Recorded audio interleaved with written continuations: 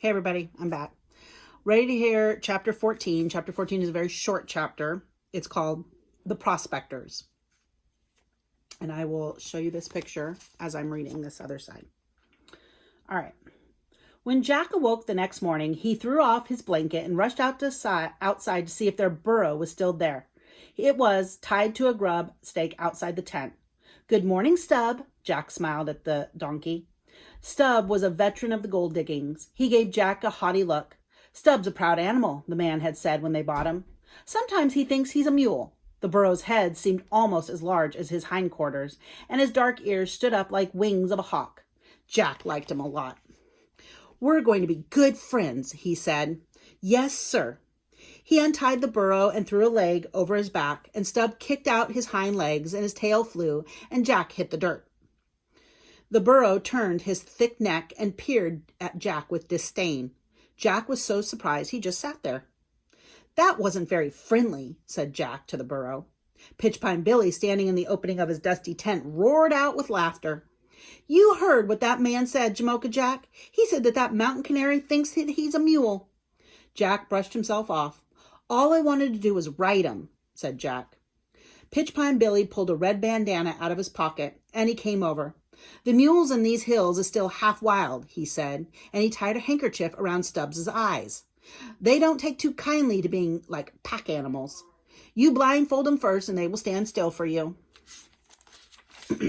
Praiseworthy came out of the tent and stretched and sat on a stump to watch. Daylight was filtering through the trees, and the morning had a fresh, piney smell to it. Jack walked around the burro, sizing him up. Then he spit into his hands, threw a leg over Stubbs' back, and he held on. "You ready?" said Pitchpine Billy. "I'm ready," said Jack. Pitchpine Billy pulled off that bandana, and Jack braced himself. Stubbs stood there for a moment, as if trying to make up his mind whether to act like a mule or a burro. "Good boy, Stub," said Jack tentatively. The burro flagged his ears and seemed satisfied that he had been shown the proper respect. He gave a little tiny kick just to get it out of his system, and then he behaved himself. Jack walked up and down and back and forth with him until breakfast time was ready, and he slipped to the ground. "We got ourselves a good burro," he said to Praiseworthy.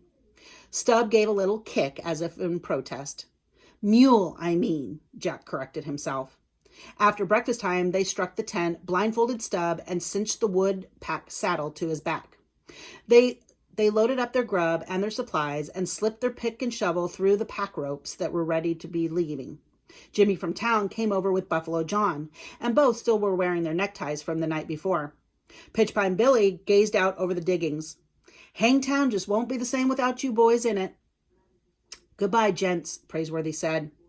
"I've got a mind to leave with you," scowled Pitchpine Billy. Other miners came over, and it took 5 minutes to get their goodbyes said. "We'll be looking for you back in the middle of next month," said Buffalo John. "You and that mountain ox." "I'll be there," Praiseworthy said, taking the blindfold off of Stubbs' face.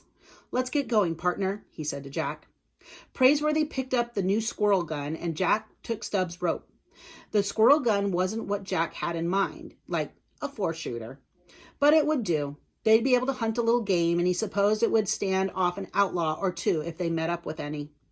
In jackboots and red shirts, they began walking upstream, and soon the farewell shouts of their friends were lost in the trees. It was a fine morning to be going prospecting, but Jack found it hard to walk away from Pitchpine Billy and Jimmy from town and even Buffalo John. Still, coming back would be even harder. "Maybe the mountain ox isn't as big and terrible as they really say," said Jack. "Worse, no doubt," said Praiseworthy. He sounded positively lighthearted about it, though. "Are you really going to come back and fight him?" Jack asked. "I gave my word, didn't I?" said Praiseworthy. "Are you going to fight Bare Knuckle?" asked Jack. "Absolutely," said Praiseworthy, not pleased that he had won his name and reputation because he had swung on a road agent with a weighted glove. Jack kept his grip on Stubbs' rope, and the animal followed with a clanging of drinking cups and a coffee pot, gold pans, and empty tin cans. Jack had a sudden vision of his partner lying in the dust of the street of Hangtown, beaten and humiliated. "Most of the miners are betting on the mountain ox, you know," he said. Praiseworthy just scratched through his whiskers. "I know that, but I intend to beat him anyways." "What, with reading and writing?" said Jack. Exactly, said Praiseworthy, and he pushed his slouch hat back on his head. Miss Arabella once asked me to destroy a book that she found in your grandfather's library. If I remember correctly, it was called The Gentleman's Book of Boxing. Or maybe it was The Fine Art of Fisticuffs, Explained and Illustrated. She was afraid that it might fall into your hands, I suppose. I don't mind telling you that I did not destroy it. I read that book. I devoured that book. Fascinating. I believe that I could recite whole pages to you now. It stands to reason that the Mountain Ox has never even read a book in his whole life. He's no doubt a mere brawler. Therefore, since I have outread him, I have no reason why I cannot outwit him or outbox him. To be perfectly honest with you, Jack, I'm beginning to look actually forward to it. The two partners exchanged a glance and a smile and continued on their way. Jack put the Mountain Ox out of his mind for now. Do you want to carry the gun? Asked Praiseworthy.